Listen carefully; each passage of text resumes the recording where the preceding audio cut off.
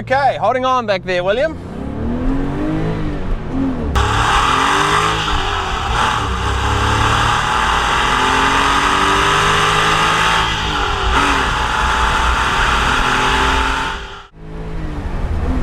Woohoo! Okay, what are we driving today? We're driving a Porsche 911, the 993 model, which is really considered the last of the classic Porsches. The last of the classic Porsches for a number of reasons. Obviously, the number one reason being this is the last of the air-cooled engines. But more than that, this is considered the last of the classic era for not just because of the engine, but because of the styling and just because of the way it drives, a whole bunch of things, which I'll try and go over. The other great thing about the 993 is it never loses its value. In fact, they continue to go up in value. This very car was probably worth $5,000 less 2 years ago. It's pretty incredible when you consider this car is over 20 years old, and if you take into account inflation, it actually hasn't lost any value since it was brand new.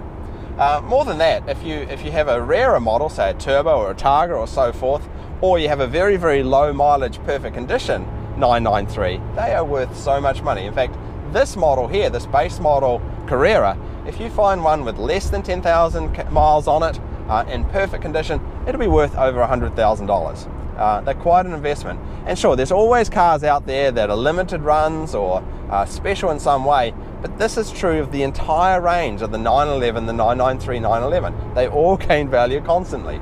And it's really because, you know, it's the last of the air-cooled and it's the last of the classic shape. And what do I mean by classic shape? I mean more than just the engine. I mean, once Porsche went to what I consider the modern age, they are a completely different car to drive. These classic Porsches are laid out in a different way. I would even describe the way the cabin's laid out to be almost haphazard. You know, these cars are definitely designed by engineers more than marketing people. You know, when I talk about the interior later on, you'll see what I'm talking about. Buttons and switches are just fitted in wherever they can make them.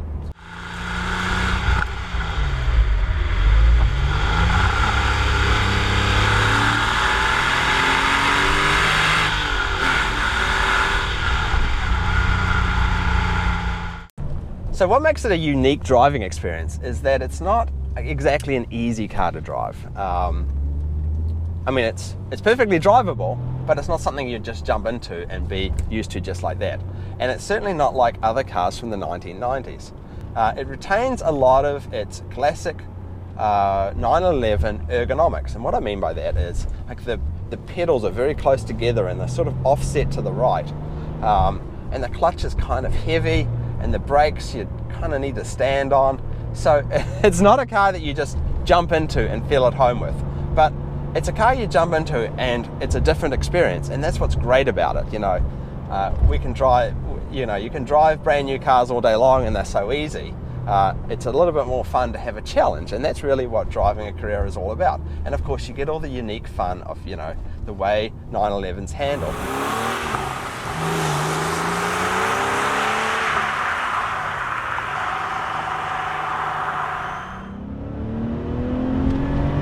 So where it really shines is in the performance. You know, even this base model Carrera has modern levels of performance. You know, 270 horsepower is a lot of power for a car of this weight. And of course, it has that very unique sound from the engine, the somewhat more raspy sound than the air-cooled engines, which you can see why people love that sound so much. But really what's unique about the 993 compared to previous generations is the way that it handles. You know, the multi-link suspension in the back really made a huge difference to how this car handles, and stopped them being so dangerous, I guess, at the limit. You know, all too often you'd come out of a corner in a 911 in previous generations and find yourself in a hedge. Not so much in these cars, although also the more modern multi-link suspension that you have in the back is something to be watched for when you're buying one of these cars. You know, you want to make sure that it's set up right, and it's really easy to tell when things aren't right back there. But the sound is glorious. So the 993 was the first generation to receive this wonderful 6-speed gearbox, And that is one of the real gems of this car, is the way the gearbox works, the way that it sits in a perfect position. It's a lot lower down than a lot of other cars, and I like that. I like it being so low down here. You know, it's quite a short throw, and it's an easy gearbox. I never ever find myself searching for a gear or placing the gearbox in the wrong spot.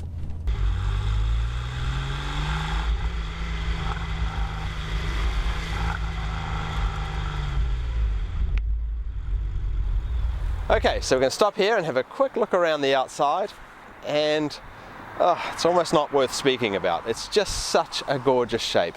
Those lovely curves, I was in love with them the first time I laid eyes on a 993, and I continue to think that it is the most perfect shape 911 still.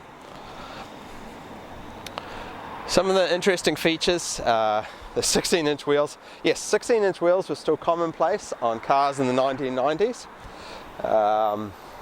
The wiper blades, of course, this is once again one of the things that makes this a classic model, is these funny little wiper blades. Around the back, I'll pop open the engine cover in a minute. We're going to have a look in there just before we get inside. But yeah, it's just, I love the shape. I really am indifferent to the shape of the 996 that succeeded this car. You know, with the long overhangs at the front and so forth. But the 993, it's just another reason why people love these cars and they've become so collectible. The shape is perfection. Okay, before we dive inside, we'll have a look at the trunk at the front. Which we'll pull that lever there.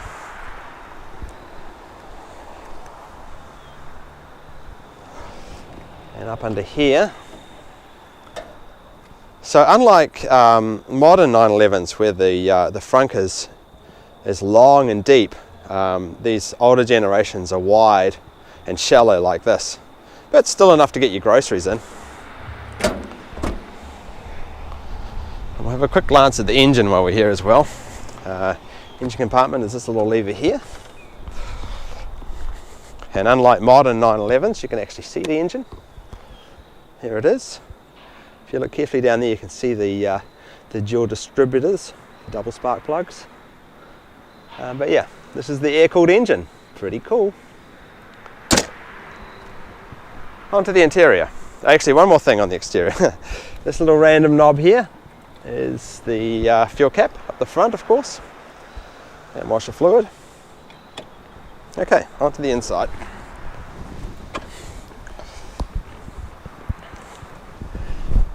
So the thing about the inside, and I think I mentioned this at the beginning, is that even when this was a brand new car back in the 90s, it still looked a little dated because it looked like a classic Porsche inside, whereas the 996 that came after this looked so modern in comparison.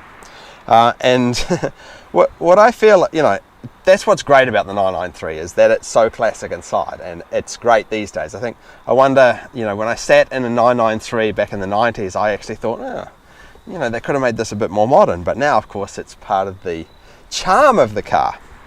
And what I'm talking about is the somewhat haphazard manner that the interior is designed. You know, clearly engineers were really designing this, not marketing people. They thought, oh, we need to add this, where can we put that? And an example would be, look, up here, they've put the button for changing the mirrors just in the corner here, and you know, they've thought, oh, I need to put a button here, I need to put a button here, or, you know, the cigarette lighters all the way over here. Everything's sort of wherever they can cram it in, and that's part of the fun. And of course, this being the last of the classic 911s, it's got the flat instrument panel. The modern ones from the 996 onwards have got the more curved, sticking out panels. This has got the flat panel, which a lot of 911 junkies love. And of course, it being a 90s car, it's got the huge airbag steering wheel. But looking around some of the other features, here's the gear lever that I talked about earlier, being nice and low, and the glove compartment also way down in here, but kind of deep inside. But yeah, a very strange car inside when you consider the era that it came from. This is a 90s car that looks so 60s and 70s inside. and that is part of the joy. And it being a 911, it has room in the back for small people. And it's got the folding down seats here for shopping and so forth, and small children and gorillas can fit in the back. I know that you're that comfortable in there, are you, William? But yeah, adults, no way. The roof sloping back means that, you know, as people no more than about 5 feet can fit in the back, and of course there's no leg room or anything. But that's what makes a 911 great. Whatever era 911, that back seat, as useless as it is, comes in so handy for so many things. You can put the dogs back there, you can put the shopping back there, you can put all sorts of stuff back there that you can't fit in so many other sports cars. Let me demonstrate the startup. All the great little lights that come on, and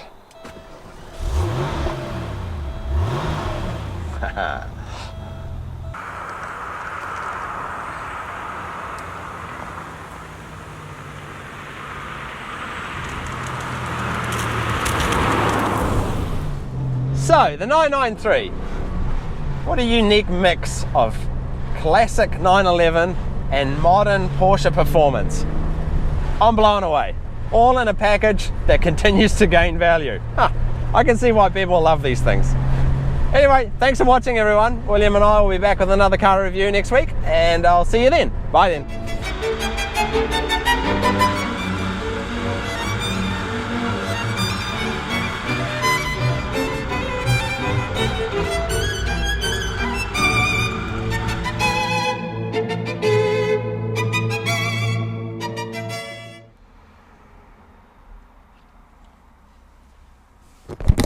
Okay, William, get in the back. Come on.